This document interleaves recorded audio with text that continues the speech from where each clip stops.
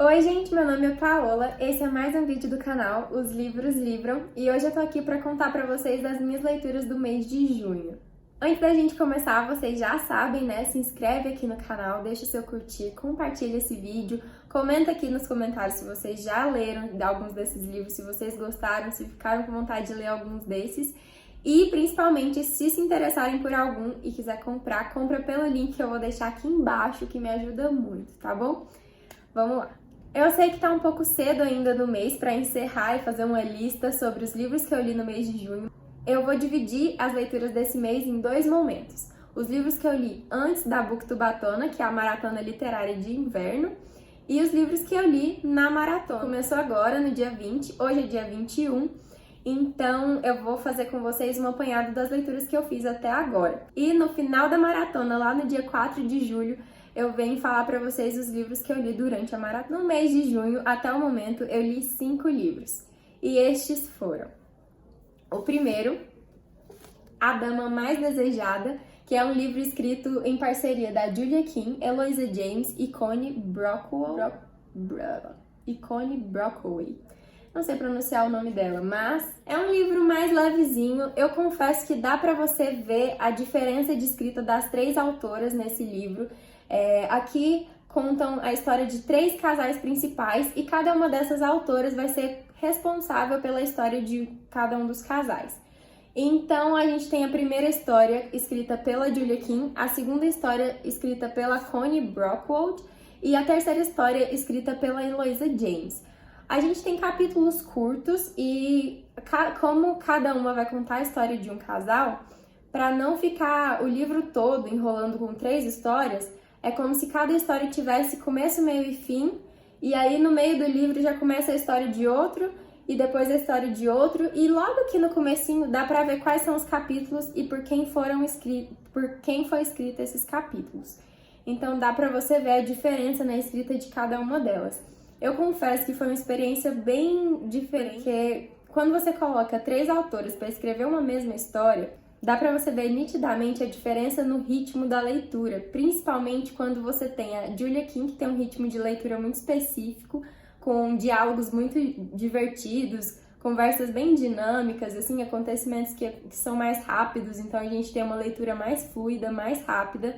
E aí a gente tem logo depois a história da Connie Brockway, e eu vou falar pra vocês que eu sofri um pouco com a escrita dela, porque eu estava lá no ritmo da Julia Kim e de repente isso quebra drasticamente e vai pra escrita dessa outra autora que eu nunca tinha lido nada dela e é mais devagar, então é um pouco mais densa, ela tem uma escrita um pouco mais tensa, mais densa. Então eu vi um pouco essa diferença e isso quebrou um pouco pra mim a experiência de leitura. E quando volta pra Eloisa James, a gente tem uma escrita um pouquinho mais similar à da Julia Kim, então a gente volta pro ritmo inicial. Mas ainda assim, é muito clara a diferença das 3 autoras. No final, eu gostei bastante dessa leitura. Teve gente que não gostou dessa diferença de escrita, que achou que ficou como se pegasse 3 livros diferentes e tacasse numa história só. É um pouco disso, mas eu gostei da experiência. Eu acho que deu a cada par romântico uma linguagem diferente, que é o que precisa mesmo, são histórias diferentes, eu achei que ficou bem legal. Mas é um livro mais leve, então é mais para você sair de uma ressaca literária, não tem histórias muito profundas, a gente não entra muito nos dramas mencionados aqui, então a gente tem alguns traumas, tem alguns problemas, mas são resolvidos bem rápido, um pouco mais superficial mesmo. Mas é muito boa essa leitura, eu recomendo, assim, pra mim foi uma leitura muito boa. E foi um início de mês sucesso, porque eu tinha acabado de sair de uma leitura super tensa da Colleen Hoover. Então, pra mim, era tudo que eu precisava, um respiro de alívio. Depois eu li Amante Liberto, da J.R. Ward. É o 5º livro da série Irmandade da Adaga Negra. Aqui a gente tem a história do Vicious com a doutora Jane, que ela é uma humana. Ela tem uma história um pouco traumática, assim, relacionada à família dela, mas ela é humana, ela não tem nenhum laço fantástico. Ele é o Vicious, né, o da Irmandade, um dos irmãos, e ele tem o problema de não poder tocar ninguém com a mão direita, se eu não me engano, ou a esquerda, não me lembro, mas uma das mãos ele não pode tocar ninguém, porque senão a pessoa morre. O Vicious, ele tem uma história muito mais perturbadora do que eu imaginava. todos os irmãos, eles têm um passado meio obscuro, eu já percebi isso. Mas o Vicious, ele é uma coisa mais profunda ainda do que eu esperava.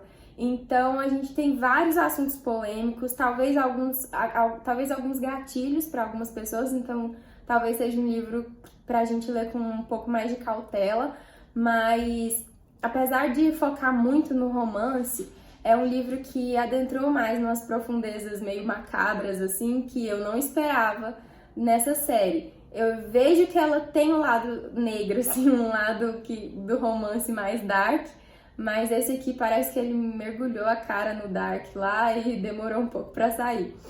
Eu confesso que o começo da leitura pra mim foi um pouco devagar, assim, ele não me prendeu logo de cara.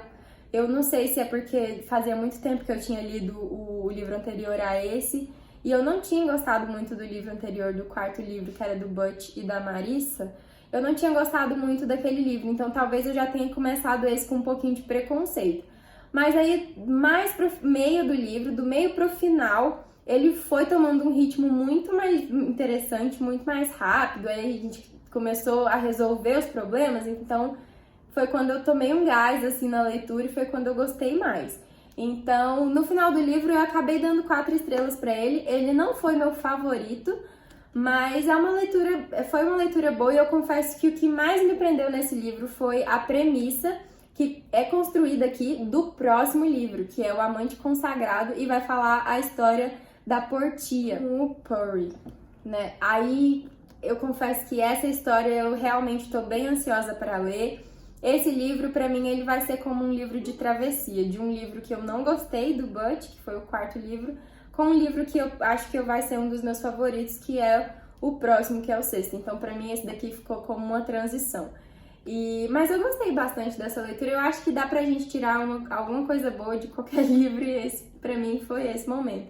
Gosto muito da Doutora Jane, eu acho que foi muito importante ela ter sido a principal aqui, porque a gente tem um personagem masculino que sente muita necessidade de ser dominador, de ser aquela pessoa, o exemplo da masculinidade. Então a gente tem uma pessoa que gosta de sempre estar no comando, e ela é uma pessoa que vem pra quebrar tudo isso. Então eu acho que foi muito importante ela ser o par romântico dele, porque ela não é nem um pouco submissa, e eu acho que isso foi essencial para a história. O terceiro livro que eu li no mês de junho foi O Duque Mais Perigoso de Londres, da Madeline Hunter. Eu já tinha visto várias pessoas falando dessa autora com a outra série dela, que, se eu não me engano, o primeiro livro da outra série é Regras da Sedução.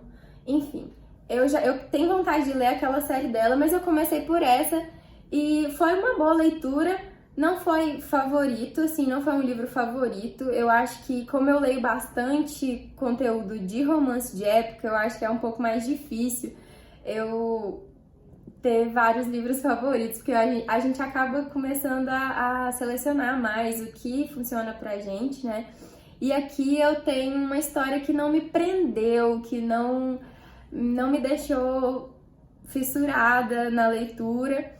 Foi um livro bem ok, assim, bem bom, leve, superficial também. Então a gente tem uma história que tem potencial para ser aprofundada. Aqui a gente tem um romance um pouco estilo Romeu e Julieta, são duas famílias que se odeiam, então a gente tem um passado bem interessante.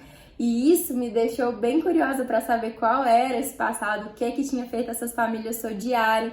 E aí a gente vai ver um mocinho querendo vingança, e ele vai querer seduzir a filha do Lorde da outra família. Então aqui o começo é muito interessante, tem tudo para ser uma história bem recheada de polêmica, de picuinha, de coisa boa, aquela coisa que a gente gosta do mal feito mesmo, né?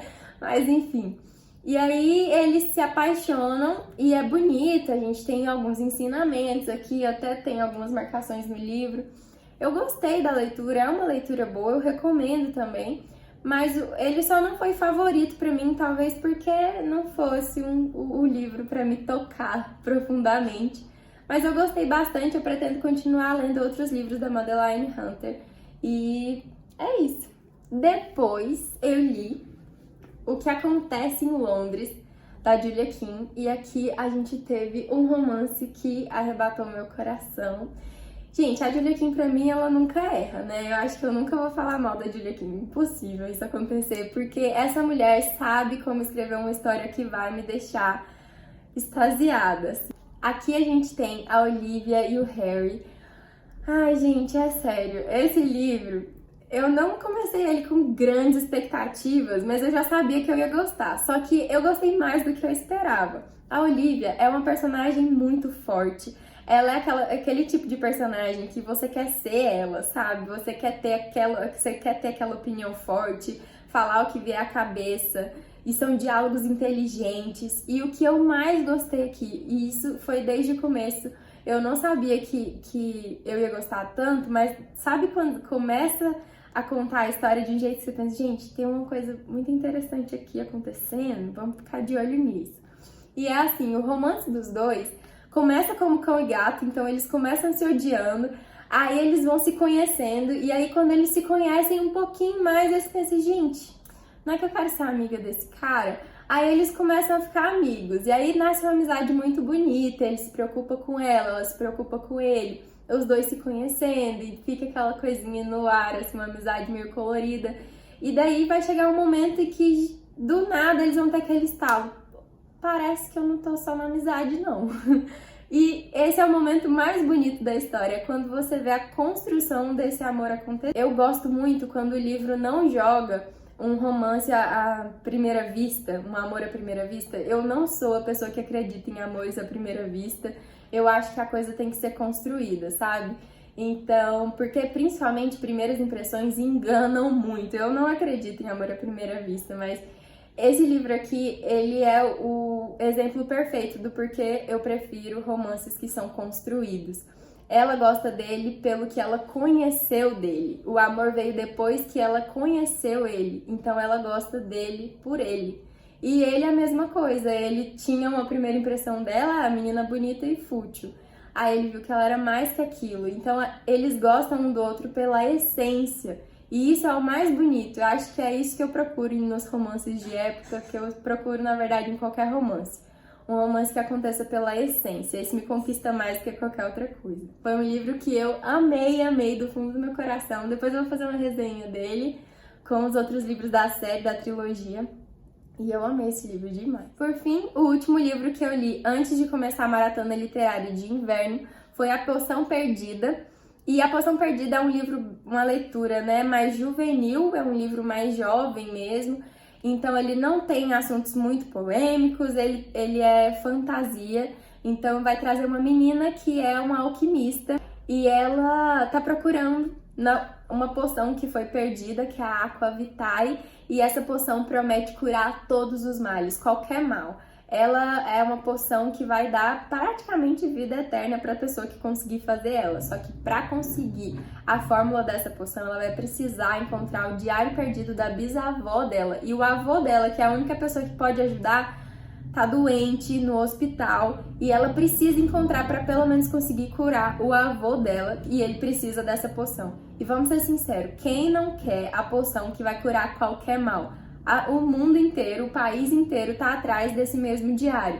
Então a gente vai ter muita aventura, ação, é uma menina muito corajosa. A gente tem um romance em que o garotinho lá, o Zen, ele é um personagem secundário. O romance, ele vem, acho que em quarto lugar na lista de prioridades da história, sabe?